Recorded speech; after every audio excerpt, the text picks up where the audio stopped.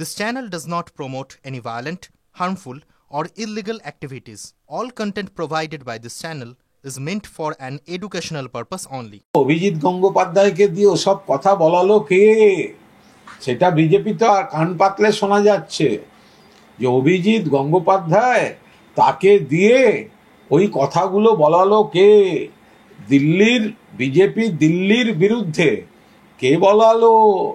বিজেপির মধ্যে তো একটু কান পাতলে ফিসফাস করলে শোনা যাচ্ছে যে আপনি বলুন, আমরা পেছনে আছি। ফলে বিজেপির মধ্যে থেকেই বিজেপির যারা এই বিষয়টা দেখেছেন যে অভিজিৎ গঙ্গোপাধ্যায়কে দিয়ে এটা এখন বলিয়ে দেওয়া হোক। অভিজিৎ বাবুর গলায় যে হতাশা, স্বপ্নভঙ্গের বেদনা, এটা তো তাঁর একার নয়, তাঁর সুর, সরকার সুর অভিজিৎ গঙ্গোপাধ্যায়, কিন্তু স্বরটা কার? তো সেটা তো বিজেপির মধ্যে কান পাতলে শোনা যাচ্ছে।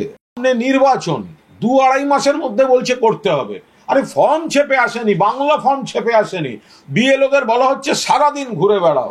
ফলে এই ধরনের, তার মধ্যে বিজেপির রাজনৈতিক চাপ, এই করতে গিয়ে সাধারণ নাগরিকরা যেমন অস্তিত্বের সংকটে পড়ছেন, আবার বিএলও যারা তারাও একটা চাপে পড়ে যাচ্ছেন। আর জাতীয় নির্বাচন কমিশনটা একটা যমরাজের দপ্তরের ভূমিকা পালন করছে। বিজেপির অভ্যন্তরীণ রিপোর্ট আমাদের কাছে খবর এসেছে, বিজেপির রাজ্য স্তর থেকে দিল্লিতে তারা তাদের অভ্যন্তরীণ রিপোর্টে চরম উদ্বেগ প্রকাশ করে বলেছেন এসআইআর যে পদ্ধতিতে যেভাবে হচ্ছে তাতে বিজেপির 18.5 থেকে 21.3% পর্যন্ত ভোট কমে যাওয়ার সম্ভাবনা আছে। এসওএস পাঠাচ্ছেন বলে খবর এসছে। তাদের নিজেদের ভেতর থেকে তারা যা খবর যে ছিটকে বেরোচ্ছে তাতে দেখা যাচ্ছে যে বিজেপি বলছে এই এসআইআর হলে বিজেপির ভোট 18.5% থেকে 21.3% পর্যন্ত কমে যাওয়ার আশঙ্কা আছে। অর্থাৎ তৃণমূলের সিট বাড়বে শুধু নয়, পার সিট তৃণমূলের ব্যবধান বেড়ে যাবে, মিলিয়ে নেবেন রেজাল্টের পর।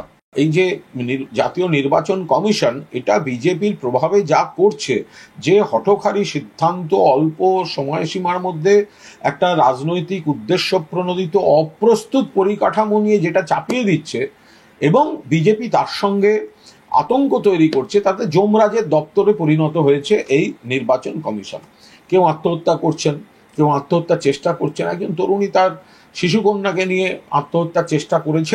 বিজেপি এই যে একটা আতঙ্ক তৈরি করেছে, এত বাদ দিয়ে দেবো, এই করে দেবো, ওই করে দেবো, এই করতে গিয়ে যেটা দাঁড়িয়েছে, ওদের ওই হিন্দু হিন্দু হিন্দু হিন্দু মুখোশের আড়ালে গিয়ে রাজবংশী থেকে মতুয়া তারাও বিপদে পড়ে যাচ্ছেন। ফলে মতুয়া সম্প্রদায়ের মধ্যে একটা অনিশ্চয়তা, উদ্বেগ, চিন্তা তৈরি হয়েছে। তাই তারা প্রতিবাদ করতে বা কোনো কর্মসূচি নিতে বাধ্য হচ্ছেন। আমরা সবসময় চাইবো সবাই সুস্থ থাকুন, কারোর কোনো ক্ষতি না হয়, কিন্তু যারা শিকড়ের তাদের সংকটে ফেলে দিচ্ছে বিজেপি, যাদের নাগরিকত্ব নিয়ে প্রশ্ন তোলার চেষ্টা করছে, যে বৈধ নাগরিকরা, তো তাদের তো একটা প্রতিবাদের জায়গা রয়েছে, সেইখান থেকে এই ধরনের পরিস্থিতি তৈরি হচ্ছে।